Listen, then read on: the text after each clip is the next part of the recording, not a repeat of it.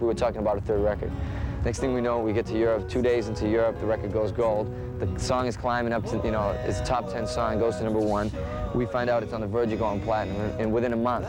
We're obviously very proud. We wanted this record especially to get heard, and that's what matters, the fact that it's going platinum. And as far as what it means to us, we haven't really seen it yet. You know, we're going back home to do the show, and we're getting the records handed to us, and maybe we'll get more of a sense of what's really happening. And to get to the song to go to #1 and see it in Billboard, there's no words to really explain that feeling.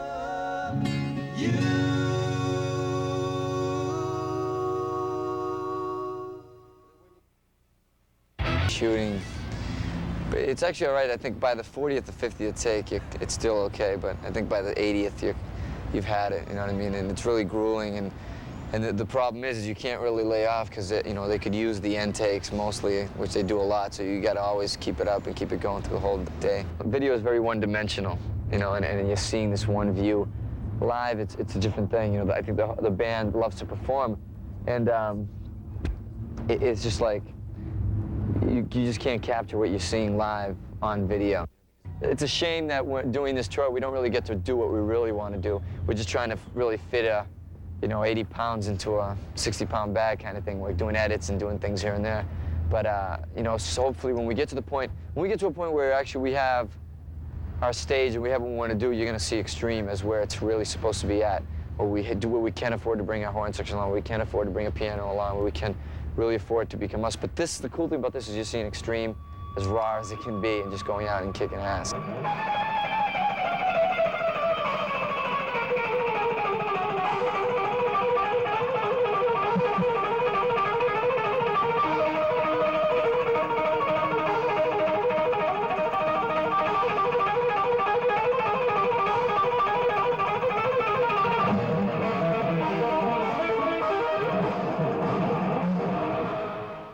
A couple of companies that approached me to do some endorsements, and I didn't want to because I never used anything that anybody put out.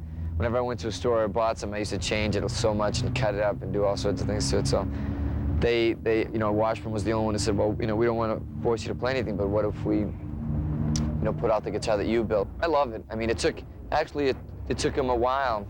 It took them a while back and forth, about 2 years to get it right, so I made sure I was in love with it.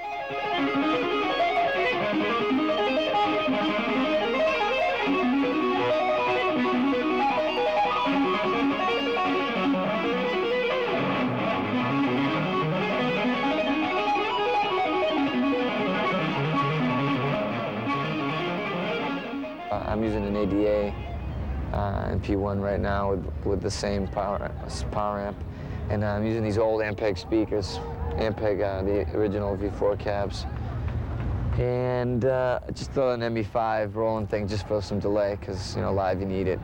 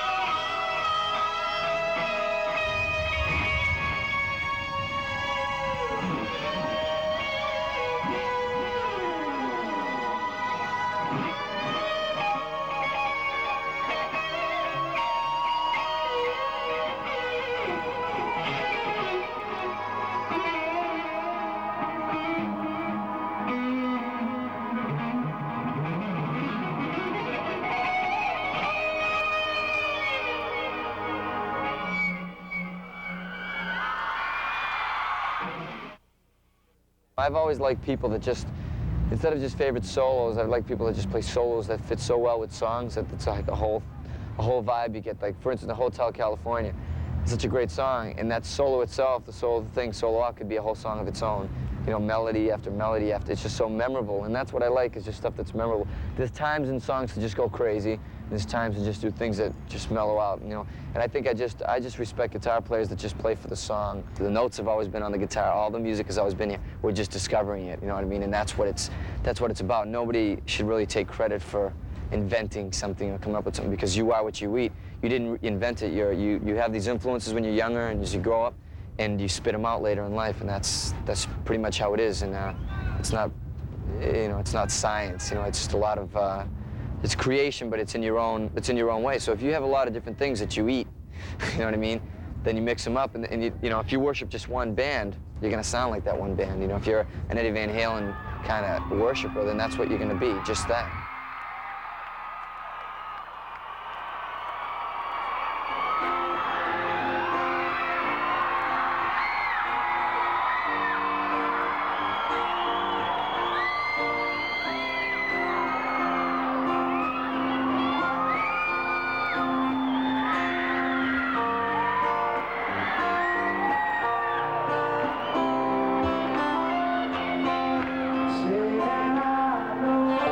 I would say to any guitar player, any advice is just be a musician and don't be just a guitar player.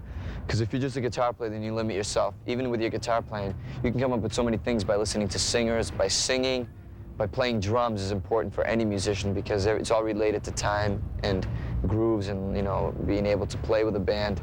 So be a musician and don't be stupid. Go for the whole thing. You know what I mean? Don't just be a guitar head.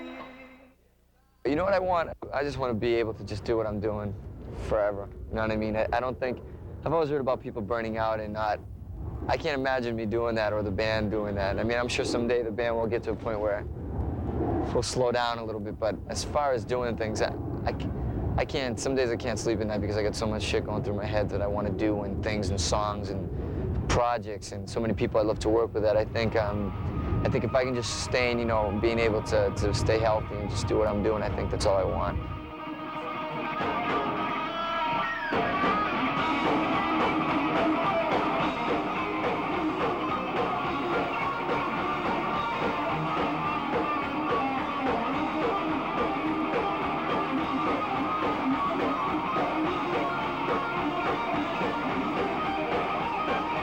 This band and the people in it have a lot to offer, we feel, and a lot of new stuff and a lot of different things we want to do. And the second we get a chance to, you know, that's what this is about, the whole platinum thing and selling records. It's not about the money at all. I mean, everybody wants to be comfortable and have their houses and, you know, can eat well for once. But it's really about just staying around and playing, giving something back.